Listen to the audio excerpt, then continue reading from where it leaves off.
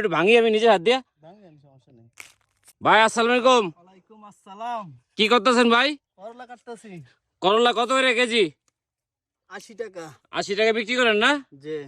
আচ্ছা আমাকে 1 কেজি দেন তো, নিজের হাতে ছিঁড়া। আমাদের চাঁদপুর ঘোষের হাটে এই করলাগুলো চাষাবাদ হয়।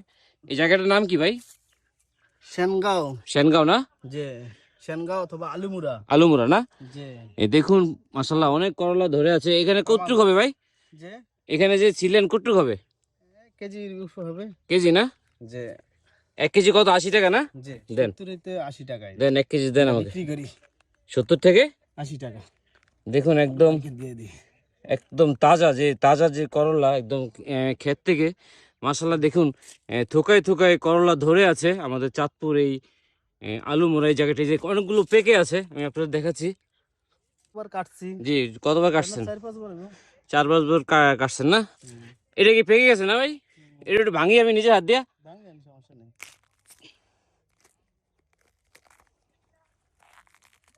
এই দেখুন একদম পেকে আছে। যাই হোক, এরকম ভিডিও প্রথম দেখে থাকলে অবশ্যই ভিডিওটি শেয়ার করে দিবেন। সবাই ভালো থাকবেন।